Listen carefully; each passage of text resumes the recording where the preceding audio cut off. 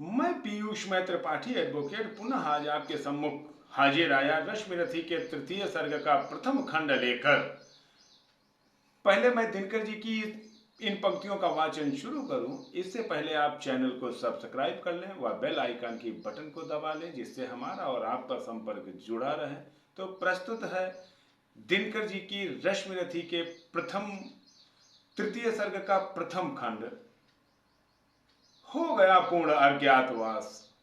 पांडव को 1 माह का अज्ञातवास मिला हुआ था कि 1 माह का अज्ञातवास पांडव पूर्ण करके जब वापस आएंगे तब इनको इनका साम्राज्य वापस दे दिया जाएगा। तब उसी पर पांडव अज्ञातवास पूर्ण करके आते हैं। तो दिनकर जी जो लिखते हैं कि हो गया पूर्ण अज्ञातवास, पांडव लौटे वन से साहस। पावक सा कनक सदिश तब कर वीरत्व लिए कुछ और निखर। पावक सा कनक सदृश तब कर वीरत्व लिए कुछ और निखर। नस नस में तेज प्रवाह लिए कुछ और नया उत्साह लिए। सच है विपत्ति जब आती है कायर को ही दहलाती है। सूरमा नहीं विचलित होते, क्षण एक नहीं धीरज खोते। विघ्नों को गले लगाते हैं, कांटों में राह बनाते हैं। मुख से न कभी उप कहते हैं, संकट का चरण न कहते हैं। जो आप पड़ता सब सहते हैं, उद्योग निरत नित रहते हैं। शूलों का मूल नसाने को, चढ़ खुद विपत्ति पर छाने को। है कौन विघ्न ऐसा जग में, टिक सके वीर नर के मग में। खम ठोंक ठेलता है जब नर, पर्वत के जाते पांव खड़। क्या पंक्तियां डाली हैं दिनकर जी ने। खम ठोंक ठेलता है जब नर, पर्वत के जाते पांव खड़। मानव जब जोर लगाता है, पत्थर पानी बन जाता है। क्या उपमा दी है। मानव जब जोर लगाता है, पत्थर पानी बन जाता है। गुण बड़े एक से एक प्रखर हैं छिपे मानवों के भीतर। मेहंदी में जैसे लाली हो, वर्तिका बीच उजियारी हो। बत्ती जो नहीं जलाता है, बत्ती जो नहीं जलाता है, रोशनी नहीं वह पाता है। बहुत बढ़िया मोटिवेशन भी दिया है। पीसा जाता जब इक्षुदंड, बहती रस की धारा अखंड। मेहंदी जब सहती है प्रहार, बनती ललनाओं का श्रृंगार। जब फूल पिरोए जाते हैं, जब फूल पिरोए जाते हैं, हम उनको गले लगाते हैं। वसुधा का नेता कौन हुआ, अतुलित यश क्रेता कौन हुआ। नव धर्म प्रणेता कौन हुआ, जिसने न कभी आराम किया, विघ्नों में रहकर नाम किया। जिसने न कभी आराम किया, विघ्नों में रहकर नाम किया। जब विघ्न सामने आते हैं, सोते से हमें जगाते हैं। जब विघ्न सामने आते हैं, सोते से हमें जगाते हैं। तन मन को झंझोरते हैं पल पल, तन को मरोड़ते हैं पल पल। वाटिका और वन एक नहीं, आराम और रण एक नहीं। वर्षा अंधप आतप अखंड, पौरुष के है साधन प्रचंड। वर्षा अंधप आतप अखंड, पौरुष के हैं साधन प्रचंड। बागों में शाल न खिलते हैं, बागों में शाल न मिलते हैं, वन में प्रसून न खिलते हैं। बागों में शाल न मिलते हैं, वन में प्रसून। बागों में शाल न मिलते हैं, वन में प्रसून न खिलते हैं। कंकड़ियां जिनकी तेज सुघर, छाया देता केवल अंबर।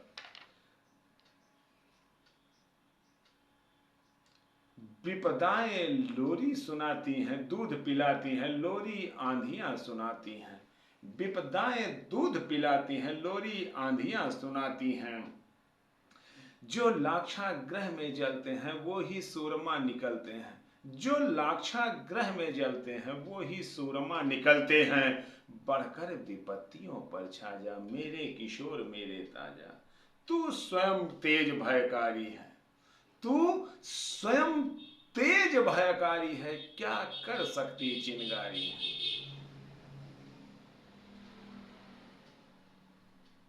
वर्षों तक वन में घूम घूम, बाधा विघ्नों को चूम चूम। सह धूप घाव पानी पत्थर, पांडव आए कुछ और निकल।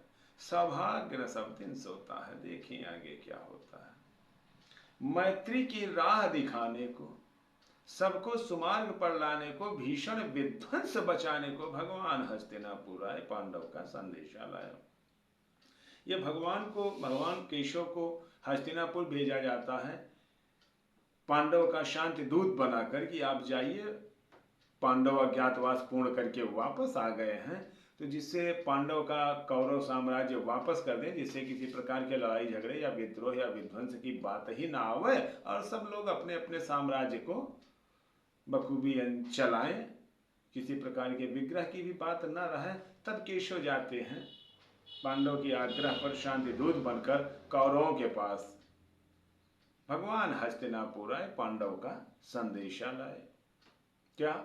दो न्याय अगर तो आधा दो, पर उसमें भी यदि बाधा हो तो दे दो केवल 5 ग्राम, धरती रखो अपनी तमाम।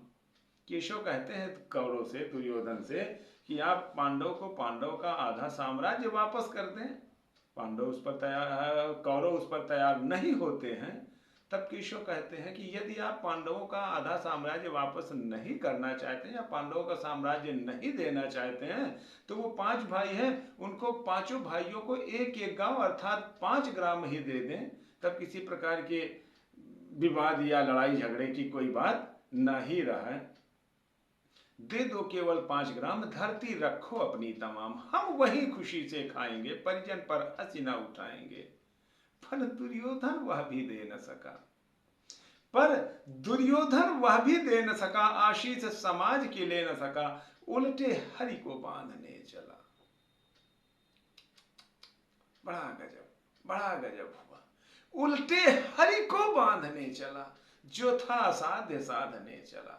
जब नाश मनुज पर छाता है, पहले विवेक मर जाता है। जब नाश मनुज पर छाता है, पहले विवेक मर जाता है। ये अक्सर होता है। कहीं भी आप संधि प्रस्ताव लेकर जाइए और अगर आपने मानवता से बात करनी शुरू की और आपने उसको फ्यूचर की बात बताई, तो शायद वो मानने से इनकार करता है। अधिकांशतः बात देखी गई है।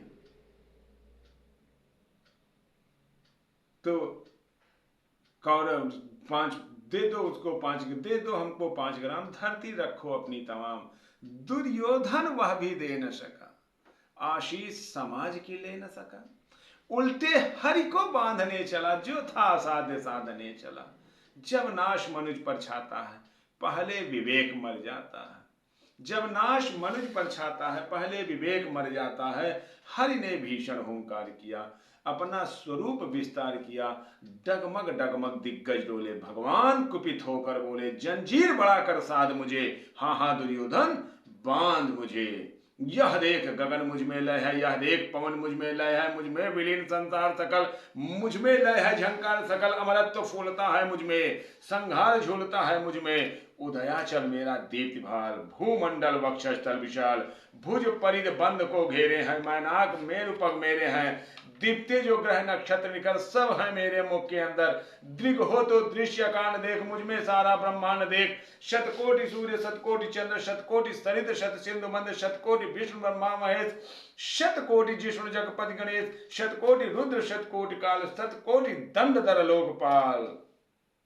शतकोटि रुद्र शतकोटि काल, शतकोटि दंडधर लोकपाल। जंजीर बढ़ाकर साध मुझे, हाँ हाँ दुर्योधन बांध मुझे।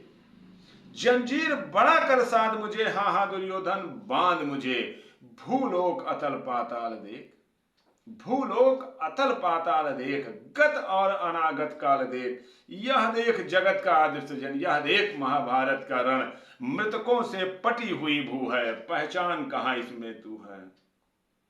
मृतकों से पटी हुई भू है, पहचान कहाँ उसमें तू है। अंबर में कुंतल जाल देख, मेरा स्वरूप विकराल देख। सब जन्म मुझी से पाते हैं, फिर लौट मुझी से आते हैं। जिहवा से कटती ज्वाल सघन, सांसों से पाता जन्म पवन। मैं जब भी मूंदता हूं लोचन, छा जाता चारों ओर मरण। बांधने मुझे तू आया है, बांधने मुझे तू आया है, जंजीर बड़ी क्या लाया है। बांधने मुझे तू आया है, जंजीर बड़ी क्या लाया है। यदि मुझे बांधना चाहे मन, तो पहले बांध अनंत गगन। सोने को साध न सकता है, वह मुझे बांध कब सकता है।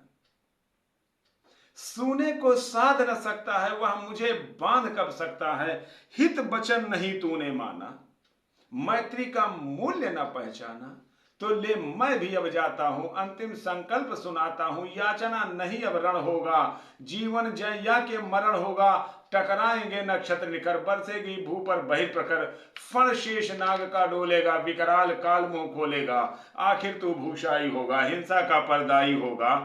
थी सभा सन्न सब शोक डरे, चुप थे या थे बेहोश पड़े, केवल दो नर ना आघाते थे, धृतराष्ट्र विदुर सुख पाते थे, कर जोड़ खड़े प्रमुदित निर्भय, दोनों पुकारते थे जय जय, दोनों पुकारते थे जय जय।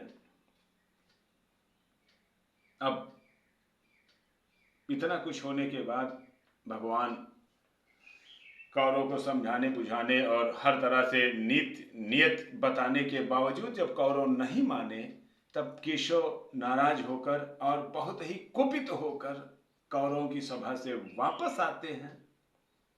वापस आते समय रास्ते में उनको कर्ण मिलता है, क्योंकि केशव तो केशव है, उनका नाम ही केशव, वो तो नीति के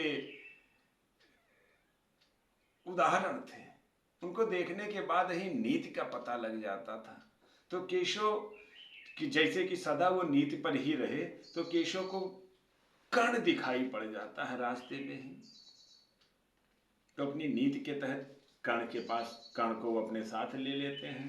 तब दिनकर जी लिखते हैं, भगवान सभा को छोड़ चले, करके रण गर्जन घोर चले, सामने कर्ण सकुचाया सा, आ मिला तनिक भरमाया सा, हरि बड़े प्रेम से कर धर कर, ले चढ़े उसे अपने रथ पर, हरि बड़े प्रेम से कर धर कर, ले चढ़े उसे अपने रथ पर, रथ चला परस्पर बात चली, रथ चला परस्पर बात चली, शमदम की टेढ़ी घात चली, शीतल हो हरि ने कहा हाय, शीतल हो हरि ने कहा हाय, अब शेष नहीं कोई उपाय, हो विवश हमें धन धरना है, क्षत्रिय समूह को मरना है। मैंने कुछ कितना कहा नहीं, विष व्यंग बाण तक सहा नहीं, पर दुर्योधन मत वाला है, कुछ नहीं समझने वाला है, चाहिए उसे बस रण केवल, सारी धरती की मरण केवल, चाहिए उसे बस रण केवल, सारी धरती की मरण केवल, हे वीर बोलो तुम ही अकाम, हे वीर बोलो तुम ही अकाम, क्या वस्तु बड़ी थी 5 ग्राम, हे वीर बोलो तुम ही अकाम, क्या वस्तु बड़ी थी 5 ग्राम, वह भी कौरव को भारी है, मति गई मूढ़ की मारी है, सोचो क्या दृश्य विकट होगा, रण में जब काल प्रकट होगा, बाहर शोणित की तप्त धार, भीतर विधवाओं की पुकार, बच्चे विषण बिल्लाएंगे, बूढ़े विषण बिल्लाएंगे, बच्चे अनाथ चिल्लाएंगे, चिंता है मैं क्या और करूं, शांति को छिपा किशोर धरूं, सब राह बंद मेरे जाने, बस एक बात यदि तू माने, तो शांति नहीं जल सकती है, सम्राग्नि अभी टल सकती है। नीति देखिए, कूटनीति देखिए, तो शांति नहीं जल सकती है, सम्राग्नि अभी टल सकती है, तेरे बल की है आस उसे, तुझसे जय का विश्वास उसे, तू संग न उसका छोड़ेगा, वह क्यों रण से मुंह मोड़ेगा,